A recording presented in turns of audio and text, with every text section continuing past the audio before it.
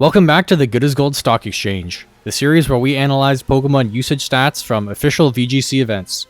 Today we're looking at NAIC 2025, the largest tournament in North America yet, holding 1,129 players.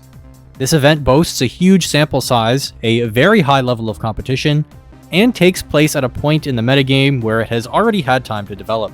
Since we missed the last couple tournaments for our usage recaps, and there aren't any more major Regulation I tournaments before Worlds that we could analyze, we won't be directly comparing this to last event, but rather we'll be giving an update as to what performed well here and what didn't perform so well. We'll be taking a look at win rates in addition to just usage rates. This gives more insight into not just what people are using, but also what is currently performing. Let me know in the comments if you prefer this type of recap compared to our previous Reg G recaps. Let's get into it, and make sure to subscribe for more. To nobody's surprise, the top restricted Pokemon were Miraidon at 42%, Shadow Rider at 32%, Ice Rider at 28.8%, and Zamazenta at 20.7%. You may have noticed that all of these top 4 Pokemon had positive win rates. Shadow Rider and Zamazenta performed incredibly well, with Zamazenta reaching nearly a 55% win rate. Shadow Rider is also significantly above 50 at 52.5. This makes sense as they are by far each other's most common restricted partner, so if one wins, it's likely they're on the same team winning together. We also saw Koraidon at 17.7%, Kyogre at 16%, and Lunala at 14.2%. These are still notable usage rates. However, you likely noticed that these 3 up-and-coming restricteds performed quite poorly, all having negative win rates. Lunala even dropped to 46%. Despite it winning the tournament and having performed well previously. These stats are not unexpected. Being a tournament with such a high level of competition, many of the better players are picking the overall stronger Pokemon. When you see stronger Pokemon being used more, and used more with stronger players, you tend to see them have above average win rates. The most common restricted pairings were Miraidon and Ice Rider at 18.3%, Shadow Rider and Zamazenta at 11.4%, Shadow Rider and Koraidon at 10.2%, and Miraidon and Lunala at 6.9%. Again, no surprises here, but it is interesting to note that Shadow Rider had a near even pairing with both Zamazenta and Koraidon. Miraidon and Lunala did win the event, and Miraidon and Ice Rider was the most common. But really, Shadow Rider and Zamazenta defined the event. It was still the second most common pairing, and as mentioned, had the best win rate overall. Looking at the relationship between Shadow Rider and Lunala, as well as Zamazenta, we often see Shadow Rider and Zamazenta perform very well together. However, when Lunala becomes more prevalent, as it's a pretty good matchup into those two, then the Lunala starts to perform better. And there's kind of an ebb and flow, as Shadow Rider Zamazenta does well at one tournament, and then Lunala does well at the next tournament. So if we had a future tournament, I would predict that Lunala would make a comeback. Let's take a look at our current top non-restricted picks.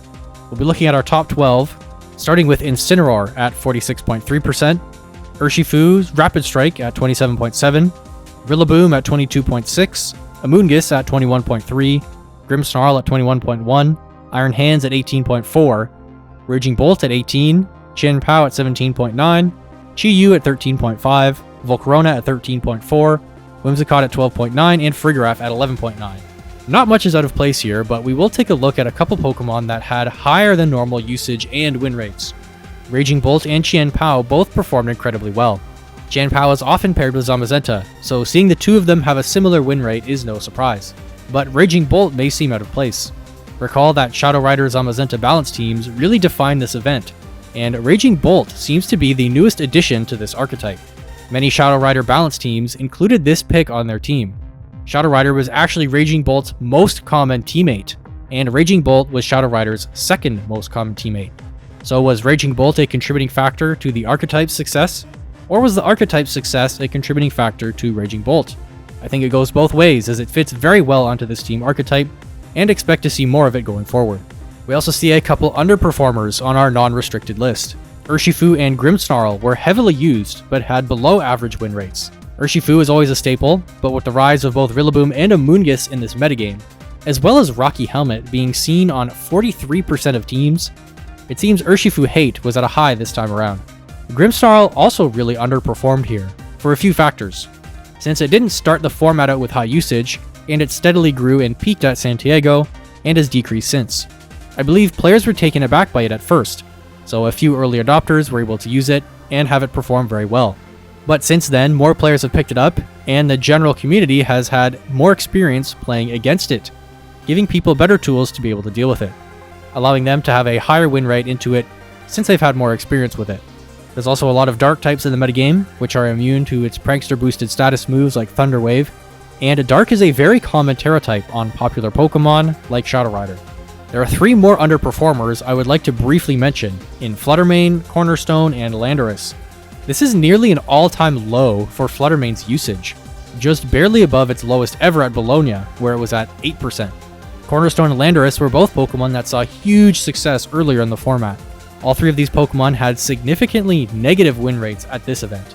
Lastly, we'll consider the Pokemon with the highest win rates at the event, that had at least 2% and 5% usage.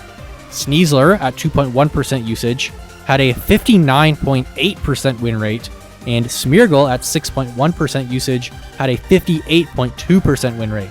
Sneasler made a small resurgence back from Regulation H. Its most common set at this tournament was Fake Out, Close Combat, and Dire Claw, with a flexible 4th move of Acid Spray, Toxic Spikes, or Throat Chop. The Electric Seed was by far its most common item, combined with the Unburden ability. When paired with Miraidon and its Hadron Engine, Sneasler can easily trigger both its Electric Seed and Unburden, doubling its speed to outspeed opponents. Target them with an Acid Spray, then allow Miraidon to follow up with huge damage. It also ran Toxic Spikes, usually when paired with Dondozo teams, for more of a stall-oriented style. Terra Dark was also its most common Terra type, generally to gain a better matchup into Calyrex Shadow Rider. Smeargle is no newcomer to the format and ran its usual disruption, with Follow Me, Fake Out, and Spore on nearly every set. But we saw it decorate on 87% of sets, with Wide Guard or Spiky Shield generally on the rest. Having all these support options on one Pokemon provides incredible value in restricted metagames. I'd like to give a huge thanks for all the Patreons who support the channel, and thank you for watching.